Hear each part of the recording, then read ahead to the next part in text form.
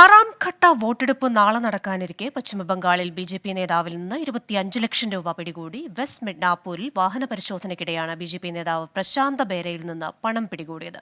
വിവരങ്ങളുമായി ഡൽഹിയിൽ നിന്ന് ചേരുന്നത് ബൽറാം നെടുങ്ങാടിയാണ്. ബൽറാം, 3 ദിവസങ്ങൾക്ക് മുമ്പാണ് വെസ്റ്റ് മിഡ്നാപൂരിൽ നിന്ന് തന്നെ മറ്റൊരു ബി.ജെ.പി നേതാവ് സമിത് മോണ്ടലിൽ നിന്ന് 35 ലക്ഷം രൂപ പിടികൂടിയത്. അതിനുശേഷം അവിടുത്തെ ആ ജില്ലയിലെ എസ്.പിയെ മാറ്റുന്നു. ഇത് വലിയ വിമർശനങ്ങൾക്ക് വിധേയമാകുന്നു. പ്രധാനമന്ത്രിയുടെ ഒരു പ്രസംഗത്തിന് ശേഷമാണ് ഇയാളിൽ നിന്ന് പണം പിടിക്കുന്നതെന്ന വിമർശനം വരുന്നു. ഇപ്പോൾ വീണ്ടും അതേപോലൊരു സംഭവം നടന്നുവെന്നല്ലേ മനസ്സിലാക്കേണ്ടത്?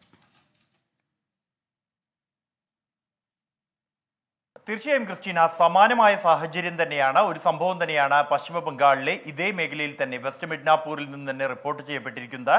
നാളെ രാവിലെ 7 മണിക്ക് വോട്ടെടുപ്പ് ആരംഭിക്കാനിരിക്കെ ഈ മേഖലകളിൽ വോട്ടെടുപ്പ് നടക്കുന്ന മേഖലകളിലെല്ലാം തന്നെ തെരഞ്ഞെടുപ്പ് ഉദ്യോഗസ്ഥർ വാഹന പരിശോധനകൾ അടക്കമുള്ള പരിശോധനകൾ നടത്തി വരികയാണ്. അതിനിടെയാണ് ഈ മേഖലയിൽ സഞ്ചരിക്കുകയായിരുന്ന ബി.ജെ.പി നേതാവ് പ്രശാന്ത് ബേരയുടെ വാഹനം പരിശോധിച്ചപ്പോൾ ആ വാഹനത്തിൽ നിന്നും പല കവറുകളിലാക്കിയ നിലയിൽ 25 ലക്ഷത്തോളം രൂപ കണ്ടെത്തിയത്.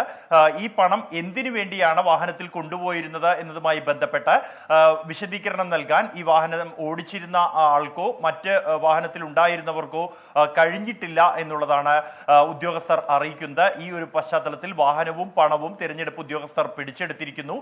ഈ വോട്ടെടുപ്പ് നടക്കാനിരിക്കെ ജനങ്ങൾക്ക്, ഈ മേഖലയിലെ ജനങ്ങൾക്ക് വിതരണം ചെയ്യാനായാണ് ഈ പണം ബി.ജെ.പി കൊണ്ടുപോകുന്നതെന്നാണ് തൃണമൂൽ കോൺഗ്രസ് ആരോപിക്കുന്നത്. ബി.ജെ.പി പണം ഒഴുക്കി തെരഞ്ഞെടുപ്പിനെ ജയിക്കാനുള്ള ശ്രമം നടത്തുകയാണെന്നും ജനാധിപത്യം അട്ടിമറിക്കുകയാണെന്ന ആരോപണവുമായി നേരത്തെ തന്നെ തൃണമൂൽ കോൺഗ്രസും CPI-യും കോൺഗ്രസും രംഗത്തെത്തിയിട്ടുണ്ട്. എന്തായാലും ബി.ജെ.പി ഇക്കാര്യത്തിൽ പ്രതികരിക്കാൻ ഇതുവരെയും തയ്യാറായിട്ടില്ല.